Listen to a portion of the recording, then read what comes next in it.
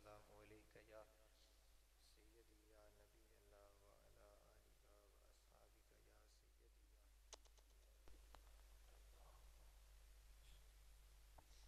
اس کو تھوڑا سا ادھر کر لیجئے گا اللہ نحمدہ ونصلی ونسلم علی رسولہ النبی الامین المکین الحنین الکریم الرؤوف الرحیم اما بعد فاعوذ باللہ من الشیطان الرجیم بسم اللہ الرحمن الرحیم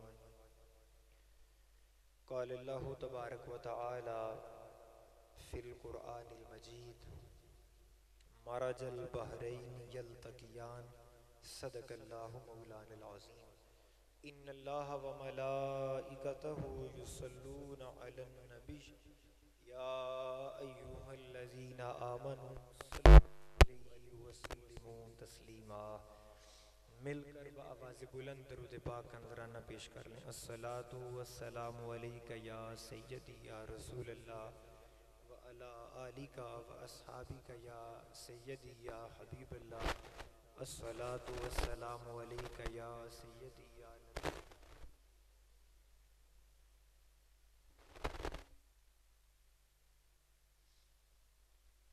بلند آواز سے پڑھیں درود پاک الصلاۃ والسلام وعلی آلک و اصحابک یا سیدی یا حبیب اللہ الصلاۃ والسلام علیک یا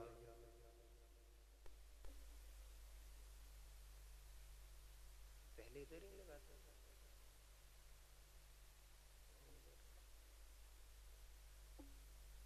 بکمالہ کشفت دجا بجمالہ حسنت جمیع خصالہ صلو علیہ وآلہ دوستان محترم آج جمعۃ المبارک کے عظیم و شان دن میں ہم سب حاضر ہیں دعا کریں اللہ پاک ہم سب کا حاضر ہونا اپنی بارگاہ میں قبول فرمائے اور اللہ تعالیٰ اس جمعۃ المبارک کی برکتیں رحمتیں ہم سب کو نوازے جتنے بھی نوجوان بچے بزرگ جمعۃ المبارک کے اس دن اللہ رب العزت کے حضور حاضر ہونے کے لیے تشریف لائے ہیں اللہ تعالیٰ ان کا آنا اپنی بارگاہ میں قبول و منظور فرمائے دوستان محترم ماہ شعبان ہے اور شعبان وہ عظیم مہینہ ہے جس کے اندر ایک نہیں دو نہیں تین نہیں چار نہیں پانچ نہیں چھ نہیں بلکہ 7 اہل بیت کے امام پیدا ہوئے شعبان کے اندر اور 3 شعبان کو وہ آیا جس کے آنے پہ خود رسول خوش ہوئے تھے امام حسین علیہ السلام کی ولادت ہوئی آج ہم کچھ باتیں اور آج 5 شعبان امام زین العابدین جن کا نام علی ہے علی بن حسین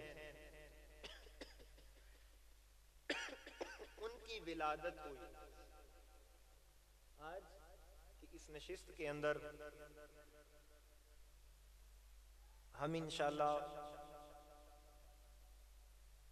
ان کی شخصیت کے حوالے سے اور ان کی سیرت کے کچھ پہلو آپ کے سامنے بیان کریں گے امید واسق ہے کہ نواسہ رسول کا ذکر آپ بڑی محبت ذوق اور شوق کے ساتھ سنیں گے اور اپنے جاگنے کا ثبوت دیں گے اجازت ہو تو ہم بات شروع کریں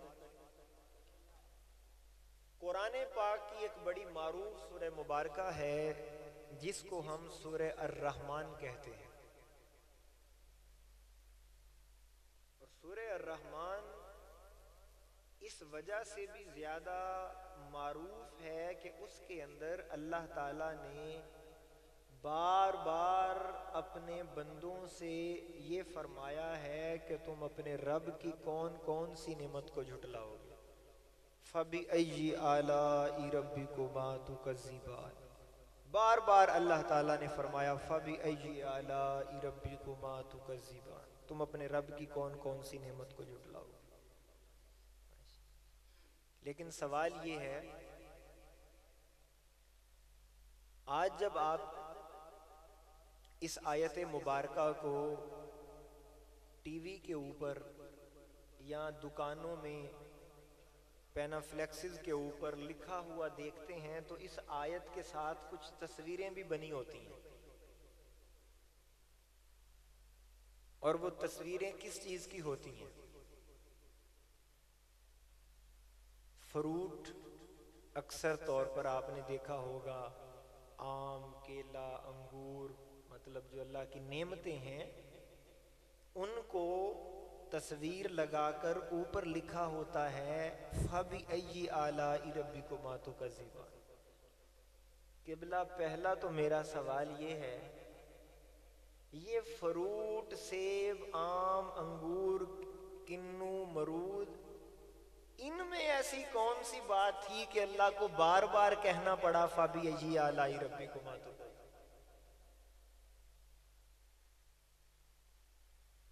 کیا اللہ کا یہ کلام اس لیے آیا کہ ایک بات کو بار بار دہرایا جائے؟ اور کلام کا تکرار کلام کے ناقص ہونے کی طرف اشارہ کرتا ہے کہ ایک جملہ بلا وجہ دہرائی لکھا جا رہا ہے، بار بار لکھا جا رہا ہے ایک ہی جملہ، وہ کلام کے نقص کی طرف اشارہ کرتا ہے۔ مگر یہ تو اللہ کا آفاقی کلام ہے، اور ذالک الکتاب لا ریب فیہ، اس میں شک کی گنجائش ہی نہیں۔ تو اگر اللہ ایک بار بھی کہتا فَبِأَيِّ آلَاءِ رَبِّكُمَا تُكَذِّبَانِ تب بھی شک نہیں تھا، تو پھر بار بار کہنے کی ضرورت کیوں پیش آئی؟ اس کا مطلب ہے کوئی ایسی نعمت ہے اللہ چاہتا ہے کہ اس کا ذکر بار بار کیا جائے، کوئی ایسی اللہ کی خاص نعمت ہے، اس میں کوئی شک نہیں کہ اس سے مراد جو نعمتیں ہم لیتے ہیں وہ بھی مراد ہیں، لیکن آئیں ذرا قرآن کو سمجھنے کی کوشش کرتے ہیں، سمجھ کے پڑھنے کی کوشش کرتے ہیں، پھر اس سمجھے ہوئے کو دل میں بسانے کی کوشش کرتے ہیں۔ ہے توجہ؟ میرے خیال سے ایسے کرنے سے سبحان اللہ کا نظر آسان ہے، زبان ہلکی ہے، سر تو بھاری ہوتا ہے نا۔ چلیں ذرا قرآن کو سمجھیں۔ اللہ رب العزت نے سورہ الرحمن کے اندر فرمایا مرج البحرین یلتقیان، اس نے رواں کیا ہے، اس نے رواں کیا ہے دونوں دریاؤں کو جو آپس میں مل رہے ہیں۔ آپ نے اکثر اس آیت کو کہیں سوشل میڈیا کے اوپر سنا ہوگا، اور اس ویڈیو کے اندر کئی دوستوں نے دو دریا بھی دیکھے ہوں گے، جس کا رنگ اور ہے، جس کا رنگ اور ہے۔ تو انہوں نے فرمایا کہ اس آیت سے یہ دریا مراد ہیں کہ جو آپس میں مل بھی نہیں رہے، رنگ بھی جدا ہے، پانی بھی جدا ہے، مگر مل نہیں رہے، تو اللہ تعالیٰ نے یہ ان دو دریاؤں کا ذکر کیا ہے جو آپس میں مل رہے ہیں۔ چلیں مان لیتے ہیں، لیکن سوال یہ ہے ان دریاؤں کے ملنے سے ہمیں کیا فائدہ ہے؟ ایک تو ہے کہ اس کی قدرت کا اظہار ہے کہ وہ رب قادر مطلق ہے کہ ایک دریا ادھر ہے ایک ادھر ہے، نہ وہ اس کے اوپر چڑھائی کر رہا ہے نہ یہ اس کے اوپر، یہ اس کی قدرت کا اظہار تو ہے۔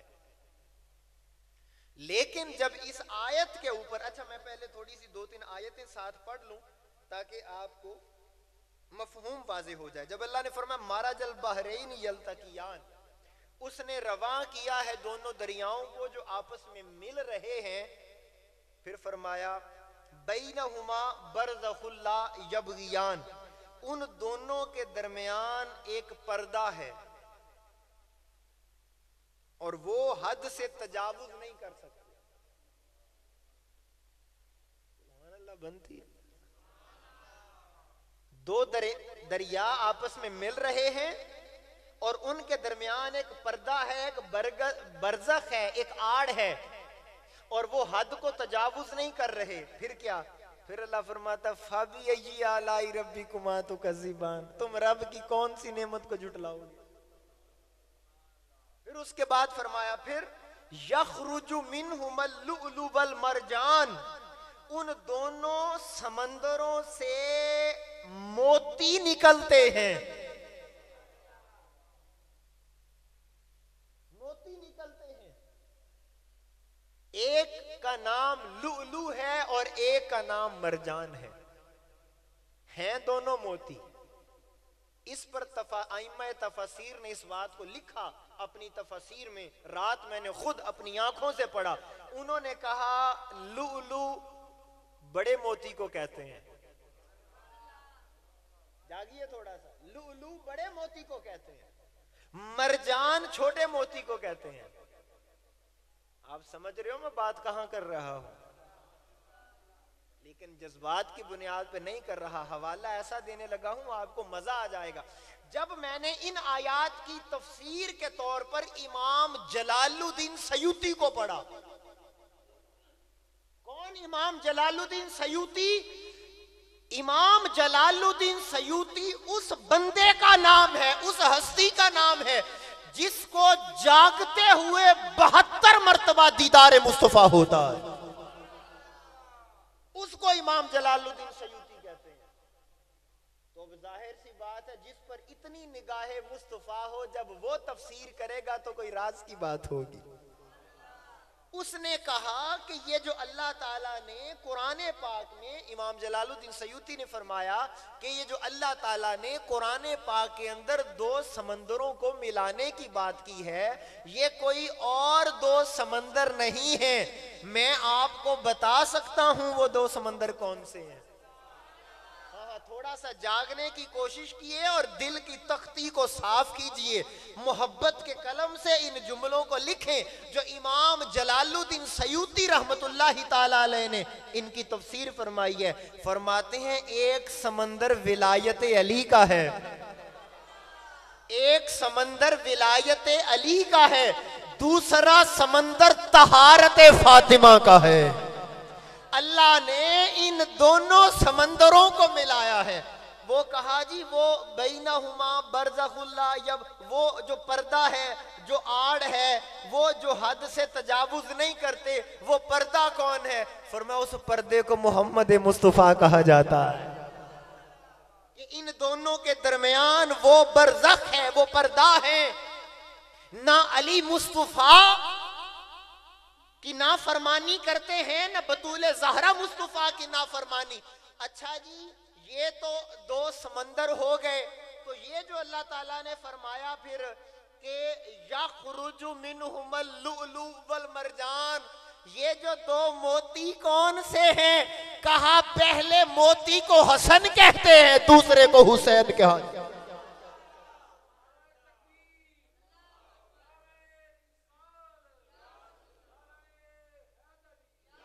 اور یہ صرف امام جلال الدین سیوطی الدر منصور کے اندر نہیں, بلکہ امام علامہ آلوسی نے روح المعانی کے اندر اس بات کو لکھا. ایک سمندر بحر ولایت کا ہے, ایک بحر طہارت ہے. یعنی یہ دو سمندر ہیں, ایک ولایت کا سمندر ہے, ایک طہارت کا سمندر ہے. یہ دونوں سمندر جب آپس میں مل جاتے ہیں تو ان کے ملنے سے جو موتی پیدا ہوتا ہے اسے حسین کہا جاتا. تصور کرو یار, آپ اللہ قرآن کے اندر اس تصور کو بیان کر رہا ہے. اور اگلی بات کہ جب اللہ پاک نے امام علی مقام کی آمد کا ذکر کیا تو بات کی ہے کہ وہ موتی ہیں. وہ کیا ہے؟ بولیں وہ کیا ہے؟ موتی. اب دیکھیں ان ایک دو اور تین، ایک دو اور تین، چار، ان چار آیتوں کے اندر کتنے لوگوں کا ذکر آ گیا؟ آپ نے گننے ہیں، حضور، مولا کائنات، سیدہ بطول زہرا، امام حسن اور امام حسین۔ یار اس جملے کو کون دل پہ لکھے گا؟ میں ایک عاشقانہ عارفانہ تفسیر کرنے لگا ہوں۔ جب اللہ تعالیٰ نے فرمایا ان پانچ ہستیوں کا ذکر کیا، ان پانچوں کا ذکر کر کے کہا فَبِأَيِّ آلَاءِ رَبِّكُمَا تُكَذِّبَانِ، اور تم رب کی کون کون سی نعمت کو جھٹلاؤ گے؟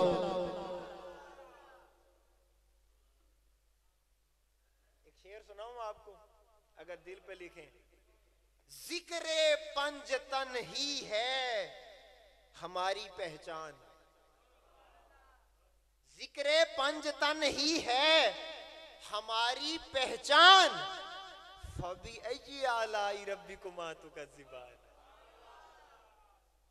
اللہ تعالیٰ نے ان پانچوں کا ذکر کر کے فرمایا تم رب کی کون کون سی نعمت کو جھٹلاؤ گے؟ اچھا باری تعالیٰ یہ نعمتیں ہیں؟ فرمایا ہاں، علی میری نعمت ہے، فاطمہ میری نعمت ہے، حسن میری نعمت ہے، حسین میری نعمت ہے، اور میرا محبوب ساری نعمتوں کی سردار نعمت ہے۔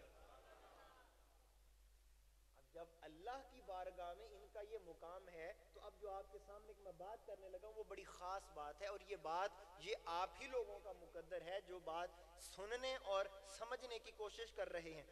اللہ نے موتی فرمایا، یخرج منہما اللؤلؤ والمرجان، موتی، تو باری تعالیٰ موتی کیوں فرمایا؟ ایک بڑا ہے ایک چھوٹا، تو موتی کیوں فرمایا؟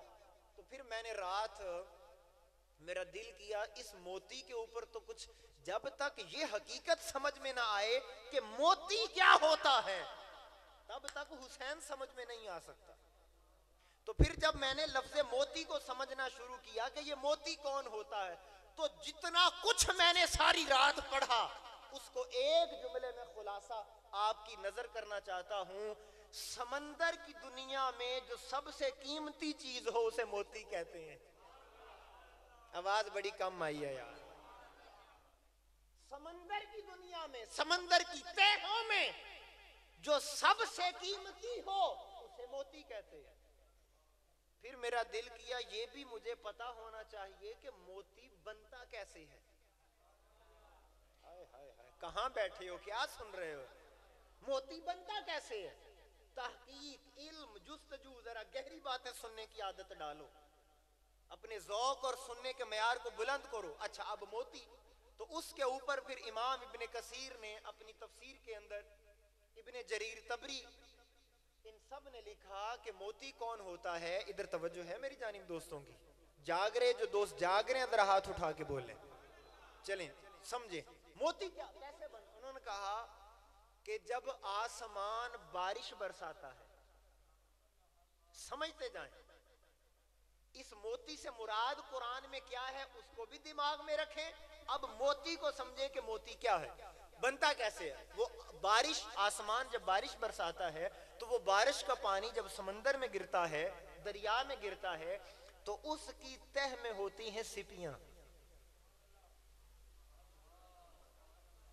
سپیاں، تو ان میں سے ایک سپی ایک خاص وقت میں، اور اگر تھوڑا سا اپنا ایک ذوق یہاں پر میں ایڈ کروں، وہ سپی ایک خاص وقت میں خاص ادا دکھاتے ہوئے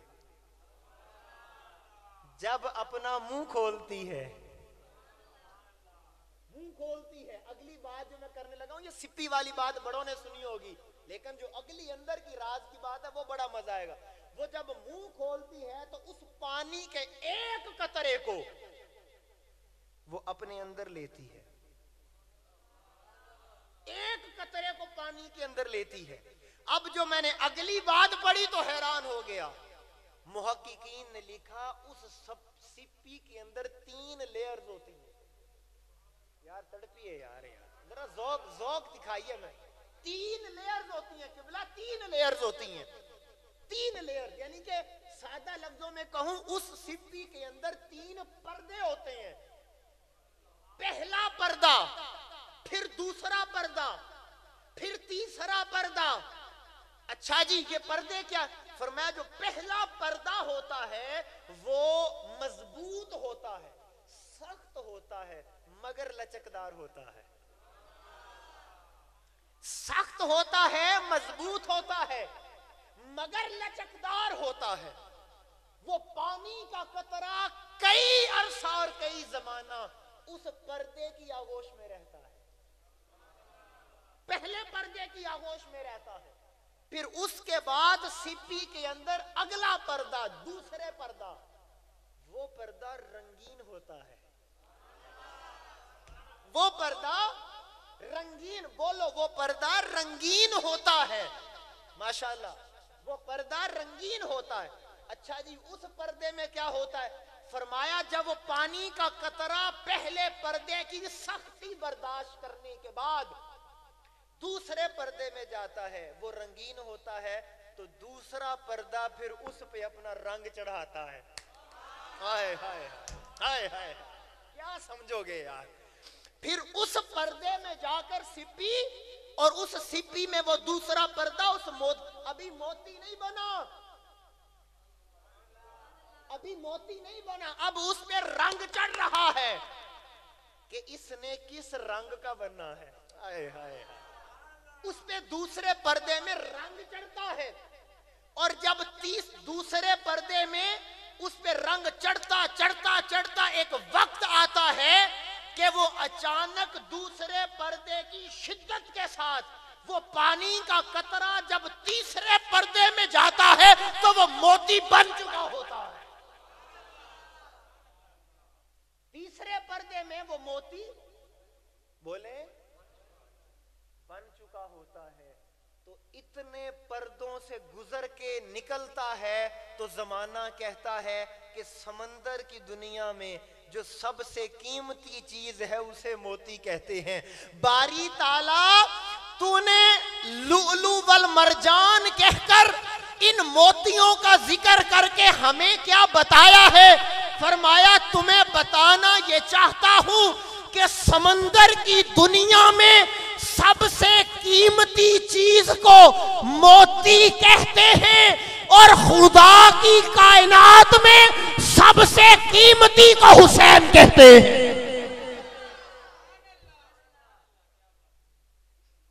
جو سمندر میں سب سے قیمتی ہے وہ موتی ہے، اور جو خدا کی کائنات میں سب سے قیمتی ہے وہ حسین ہے. اگر کہیں تو اس موتی پر ایک اور بات کرنا چاہتا ہوں. اس موتی کو سمجھنے کی ضرورت ہے. اب میں آپ سے پوچھوں گا، مسکراہٹ کے ساتھ جواب دیجئے گا. جس کے پاس موتی ہو، جس کے پاس موتی ہو وہ دوسروں سے جدا ہوتا ہے، وہ دوسروں سے جدا ہوتا ہے. اور سادہ لفظوں میں کہوں جس کے پاس موتی آ جائے وہ امیر ہوتا ہے. جس کے پاس موتی ہو وہ امیر ہے.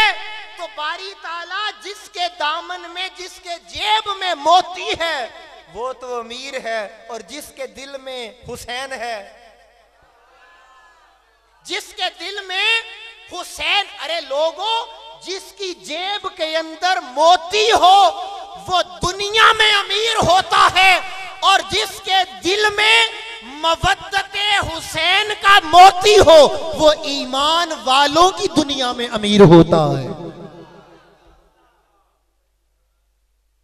تو اس لیے قرآن نے آپ کو موتی کہا ہے. اگر آپ سبحان اللہ محبت سے بول لیں تو ایک موتی پر اور بات کرنا چاہتا ہوں. دوستان محترم، مجھے ایک بات بتائیں، جو موتی ہوتا ہے وہ خاص ہوتا ہے یا عام ہوتا ہے؟ سوچ کے بولیں. موتی بولیں خاص ہوتا ہے یا آپ میں سے ایک بندے نے بھی نہیں کہا کہ وہ عام ہوتا ہے. کیوں؟ کہ جس پر سپیاں اپنا رنگ چڑھائیں. کہاں بیٹھے ہو یار فیصل آباد والے؟ جس پر سپیاں اپنا رنگ چڑھائیں وہ تو خاص ہوتا ہے، اور جس پر محمد اپنا رنگ چڑھائے وہ کتنا خاص ہوتا ہے. جس پر حضور اپنا رنگ چڑھائیں. آپ کو نہیں یقین آتا کبھی میرے آقا نے زبان چسوائی تو رنگ چڑھایا؟ بولو یار. کبھی میرے آقا نے حسین کو اپنی زبان چسوا کے رنگ چڑھایا؟ کبھی میرے آقا نے اپنے سجدوں کو لمبا کیا تو حسین پر رنگ چڑھایا؟ کبھی میرے آقا نے حسین کو سینے پر کھلایا تو رنگ چڑھایا؟ کبھی میرے آقا نے اسے کندھوں کی سواری کروائی تو رنگ چڑھوایا؟ کبھی میرے آقا نے اپنا لعاب دیا تو رنگ چڑھایا؟ کبھی سجدوں کو طول دیا تو رنگ چڑھایا؟ ساری زندگی میرے آقا اپنا رنگ چڑھاتے رہے. آقا کیوں؟ تمہیں سمجھ آ جائے اگر سپی جس کو رنگ دے دے تو وہ عام نہیں رہتا، جس کو مصطفیٰ اپنا رنگ دے دیں وہ عام کیسے ہو سکتا ہے؟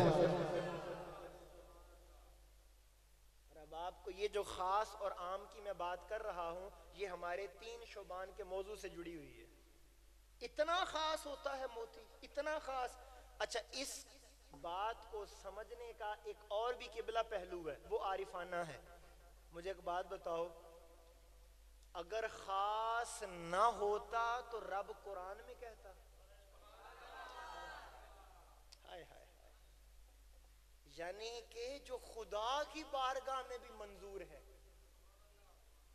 ذکر خدا اس کا کلام میں ذکر کیا اور محبت کے ساتھ کیا، تو پھر وہ عام کیسے ہو سکتا ہے؟ اب مجھے ایک بات بتاؤ، خاص جو لوگ ہوتے ہیں نا، خاص لوگ، خاصوں کی باتیں بھی خاص ہوتی ہیں، خاصوں کا آنا بھی خاص ہوتا ہے، خاصوں کا جانا بھی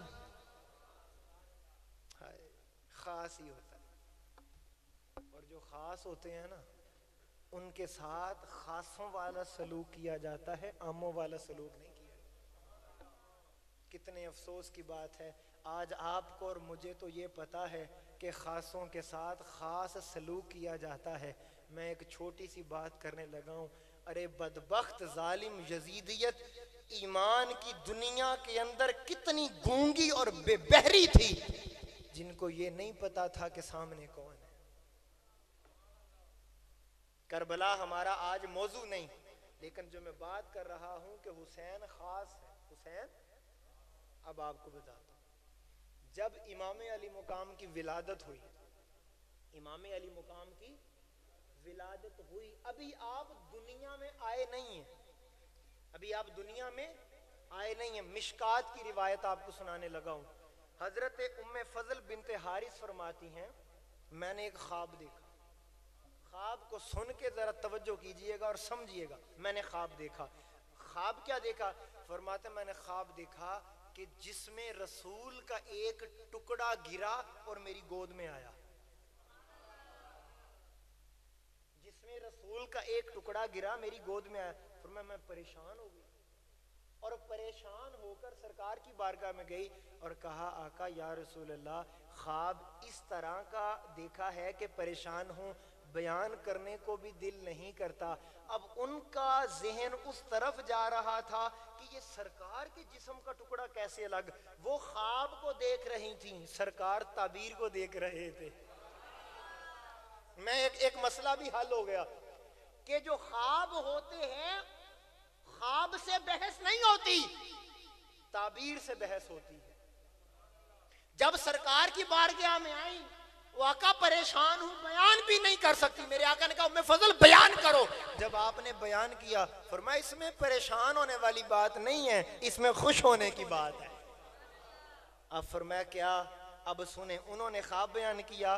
میرے آقا نے فرمایا ام فضل میری بیٹی فاطمہ کے گھر ایک چاند آنے والا ہے. ہائے ہائے ہائے، میری بیٹی فاطمہ کے گھر ایک چاند آئے گا، ایک بیٹا آنے والا ہے.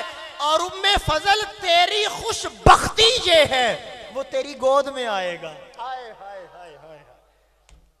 ایک جملہ کہنے لگا ہوں سارے ہاتھ اٹھا کے امام علی مقام کا جشن منائیے گا، جس کے آنے کی خبریں خوابوں میں دی جائیں اسے حسین کہتے ہیں۔ اچھا اب یہ حدیث تو آپ نے سن لی، اب ذرا اس پر غور و فکر کریں اور سمجھنے کی کوشش کریں۔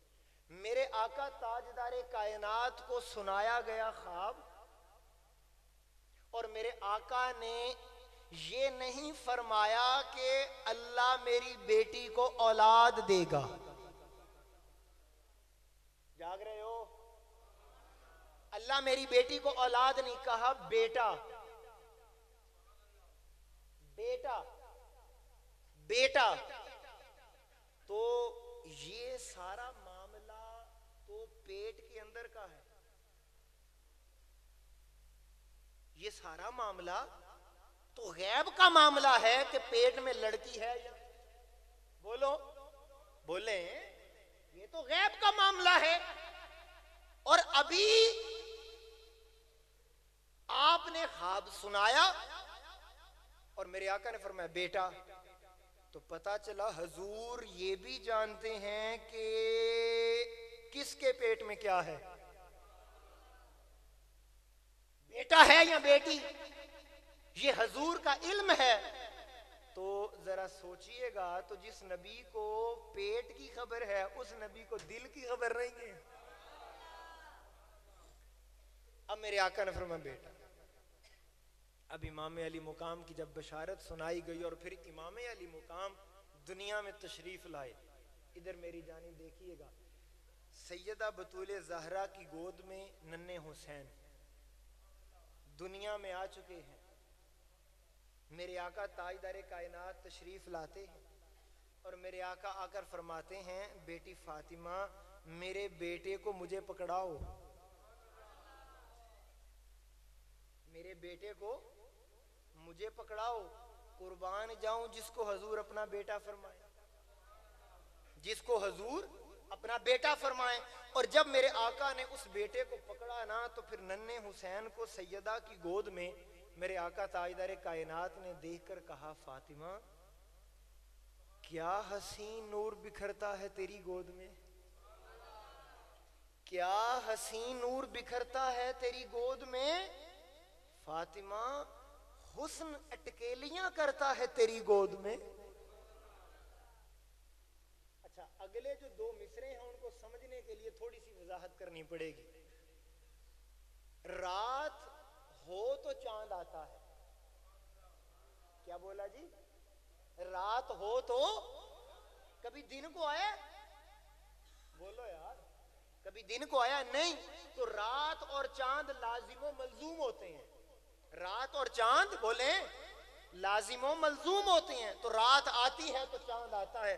لیکن جو شاعر نے منظر کشی کی ہے، شاعر کہتا ہے میرے آقا نے جب ننھے حسین کو سیدہ کی گود میں دیکھا تو سیدہ کی گود میں دیکھ کر میرے آقا نے کہا فاطمہ کیا حسین نور بکھرتا ہے تیری گود میں، حسن اٹکیلیاں کرتا ہے تیری گود میں، رات اور چاند تو لازم و ملزوم ہے مگر وہ دن کو بھی چاند اترتا ہے تیری گود میں، دن کو بھی چاند اترتا ہے تیری گود میں۔ اچھا تو سیدہ امام علی مقام آئے۔ اچھا اب اس روایت کے الفاظ ہیں، جب میرے آقا تاجدار کائنات نے ام فضل کا خواب سنا اور انہیں یہ بشارت سنائی کہ حسین آنے والا ہے، بیٹا پیدا ہوگا میری بیٹی کے گھر، تو میرے آقا نے الفاظ بولے، میرے آقا تاجدار کائنات نے فرمایا ام فضل رأیتی خیرہ، یہ تو نے مبارک خواب دیکھا ہے، یہ تو نے خیر والا خواب دیکھا ہے۔ توجہ ہے دوستوں کی؟ آپ ذرا فیصلہ کریں کہ جس مہینے کے اندر، جس خواب کے اندر امام علی مقام امام حسین علیہ السلام جس خواب میں آئے، حضور اس خواب کو مبارک کہتے ہیں، حضور اس خواب کو مبارک کہتے ہیں۔ تو ذرا سوچئے جو خواب میں آئے تو خواب مبارک ہو جائے، وہ حسین خود کتنا مبارک ہوگا، وہ خود کتنے مبارک ہوں۔ اور اتنا حسین مبارک ہے. مجھے ایک بات یہاں پر کرنے کی اجازت دیجئے گا. اتنا مبارک ہے, اتنے مبارک ہیں, اتنے مبارک ہیں. میرے آقا تاجدار کائنات ایک دفعہ صحابہ کرام کے ساتھ مدینہ کی گلی سے گزر رہے تھے. رستے میں نا کچھ بچے کھیل رہے تھے. رستے میں کچھ بچے کھیل رہے تھے. تو جب وہ بچے کھیلتے میرے آقا تاجدار کائنات نے دیکھا تو ان بچوں میں سے میرے آقا نے ایک بچے کو اٹھایا. قربان جائیں, میرے آقا نے اس کے چہرے پر لگی مٹی کو اپنے ہاتھوں سے صاف کرنا شروع کیا. اس بات کی کوئی اہمیت کو وزن کرے اس بات کا جملے کا. میرے آقا نے اپنے نبوت کے ہاتھوں سے اس کے چہرے کو صاف کرنا شروع کیا, اس کے بالوں کو صاف کیا. صحابہ نے عرض کی یا رسول اللہ یہ بچہ کون ہے جس کے اوپر اتنی شفقت اور مہربانی آپ فرما رہے ہیں؟ میرے آقا نے فرمایا میں نے ایک دن دیکھا تھا حسین آگے سے گزر رہا تھا, جہاں پر حسین کے قدم لگ رہے تھے یہ بچہ اس مٹی کو اٹھا کر اپنے چہرے پہ مل رہا تھا. آپ کی آواز بڑی کم آئی ہے, میں مطمئن نہیں ہوا آپ کی آواز سے, لیکن چلیں کوئی بات نہیں, اگلی بات سنیں. میرے آقا نے جب اس کے اوپر یہ عنایت, آپ دیکھ رہے ہیں حسین کتنا مبارک ہے, سمجھ آ رہی ہے حسین کتنا مبارک ہے. میرے آقا تاجدار کائنات نے فرمایا یہ حسین سے پیار کر رہا تھا, جب سے اس کو حسین سے پیار ہوا ہے مجھے اس سے پیار ہو گیا ہے, مجھے اس سے پیار ہو گیا ہے. پھر اگلی جو دو باتیں میرے آقا نے فرمائی ہیں میں اتنی ٹھنڈے ماحول میں بتا نہیں سکتا. ذرا میرے آقا نے فرمایا صحابہ گواہ ہو جاؤ, یہ جو بچہ میرے حسین سے پیار کر رہا تھا میں قیامت والے دن اس کی بھی سفارش کروں گا. جن کے حسینی ماؤں کے بیٹوں کو خطاب ہے میرا, حسینی باپ کی اولادوں کو خطاب ہے میرا. فخر ہونا چاہیے کہ تیرے بچے حسینی ہیں, ناز ہونا چاہیے کہ تیرے بچوں کے دل میں محبت حسین ہے. میرے آقا نے فرمایا میں ضمانت دیتا ہوں میں اس کی بھی قیامت والے دن سفارش کروں گا, اس کے ماں باپ کی بھی سفارش کروں گا, اس کے ماں باپ کی بھی سفارش کروں. تو میرے آقا تاجدار کائنات نے خود بتایا لوگو حسین اتنا مبارک ہے کہ جو حسین سے محبت کرے میں اس سے محبت کرنے لگ جاتا ہوں. دوستان محترم اب ذرا آگے آئیے. پھر جب امام علی مقام کے نام کی باری آئی تو میرے آقا تاجدار کائنات نے پوچھا کہ علی کوئی نام رکھا, کوئی نام سوچا ہے؟ روایات میں آتا ہے کہ آپ نے شبیر اور شبر نام رکھ دیے تھے مولا علی نے. اب حضور کا جملہ سنیں جو حدیث میں آتا ہے, امام حاکم جس کو لکھتے ہیں, میرے آقا فرماتے ہیں علی اس کا نام یہاں رکھنے کی کسی کو اجازت نہیں ہے, یہاں اس کا نام رکھنے کی کسی کو اجازت نہیں ہے. آقا یا رسول اللہ آپ ہی مالک ہیں, قربان جاؤں. آقا پھر آپ کیا نام رکھیں گے؟ حضور کا جملہ سنیے گا. میرے آقا نے فرمایا علی ٹھہرو, میں ہائے ہائے ہائے کیا سنتے ہو یار آپ لوگ, کبھی کبھی دل مو لیتے ہو.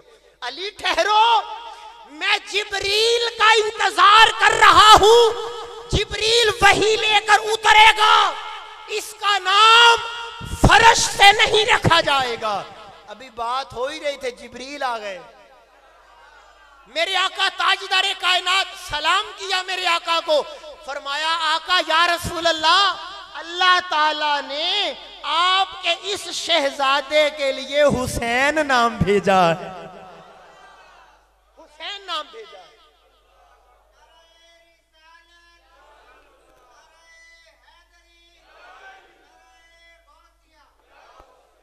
سردیاں جا رہی ہیں, گرمیاں آ رہی ہیں, اب ذرا نعرے بھی گرم ہونے چاہیے. ذرا تیرے میرے دل کا چین, یا حسین کہو سینے کو ٹھنڈک ملتی ہے، تیرے میرے دل کا چین۔ دوستان محترم اگلی بات سنیں، میرے آقا تاجدار کائنات نے فرمایا اس کا نام یہاں رکھنے کی کسی کو اجازت نہیں ہے، میں انتظار کر رہا ہوں جبریل آئے تو نام حسین رکھا۔ تڑپنے والی بات اب ہے اور آپ سوچو گے فرحان بھائی یہ کہاں سے بات آپ لے کر آئے ہیں، جائیے آپ کو دعوت تحقیق دیتا ہوں، اٹھائیے کتابیں، پڑھیے تاریخ کی کتابیں۔ حسین علیہ السلام کی ولادت سے پہلے عرب کی جتنی بھی تاریخ ہے، حسین سے پہلے دنیا میں کسی بشر کا نام حسین نہیں تھا۔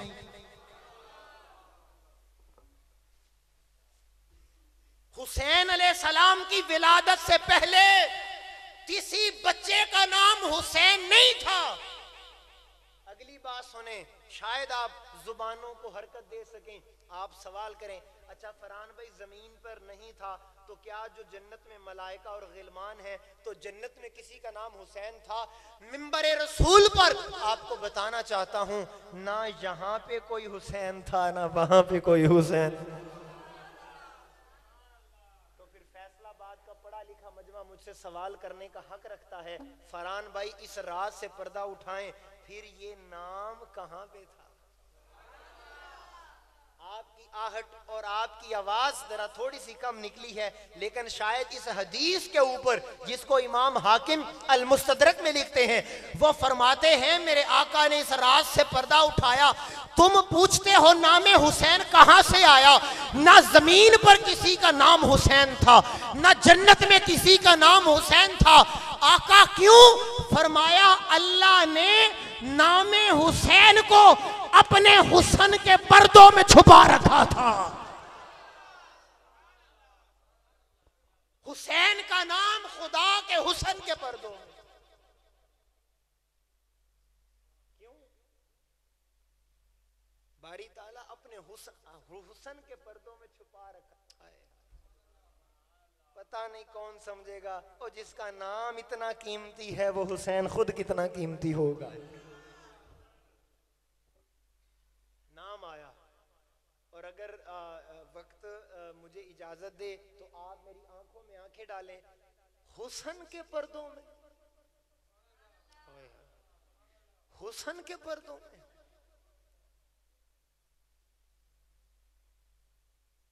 حسن کے پردوں میں۔ حدیث پاک سن،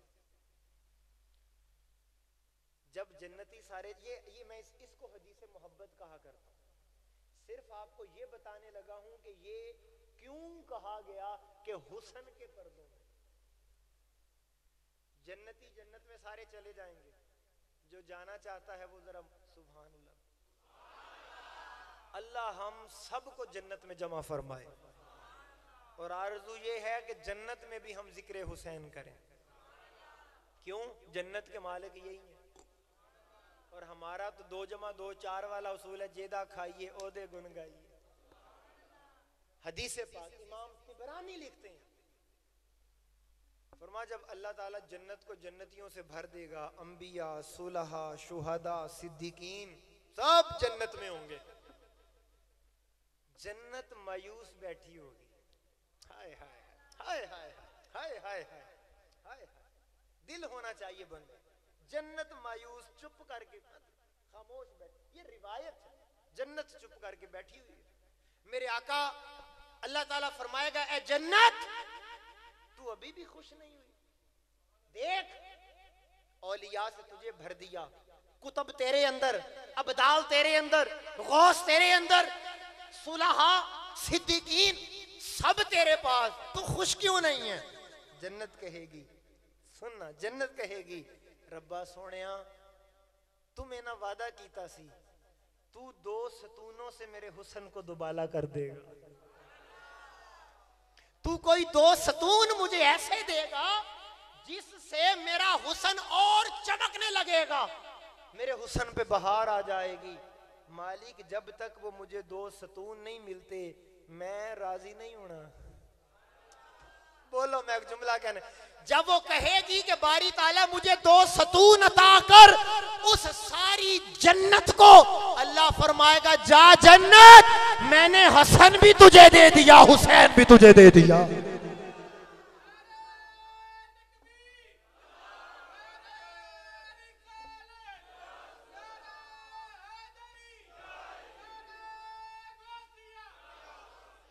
دوستان محترم، باتیں تو بہت ساری ہیں لیکن 2-4 باتیں میں 2-4 تو نہیں 1-2 بات ہی ہو سکے. اب پیغام کی طرف، کیونکہ میں اس انتظار میں رہتا ہوں کب یہ میرے سنگی، یہ چاہنے والے، یہ فیصل آباد والے میرے سامنے آئیں اور میں اپنا درد دل چھیڑوں.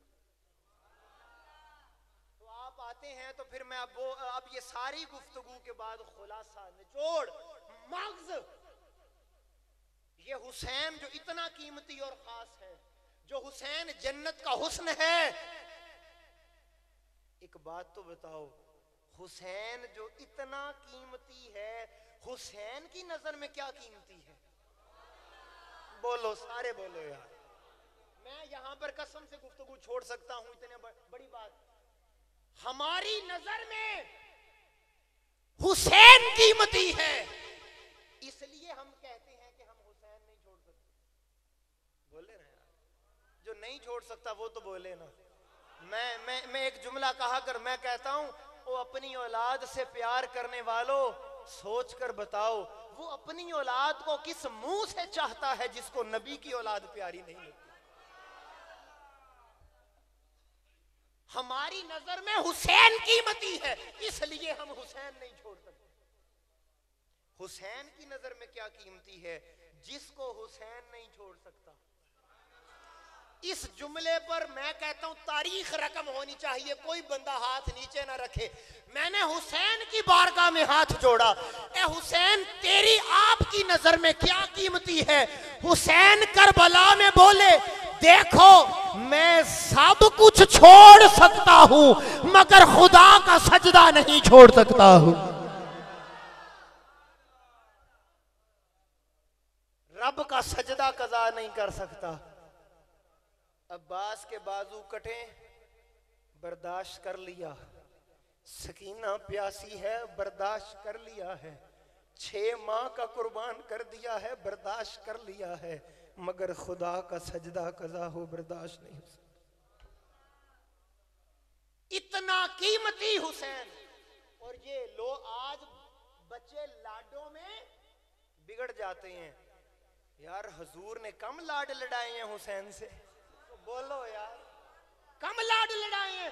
میرے جمعہ ہو رہا ہے، سنیے آج جمعہ ہو رہا ہے، لوگ بیٹھے ہیں صحابہ، میرے آقا خطبہ ارشاد فرما رہے ہیں.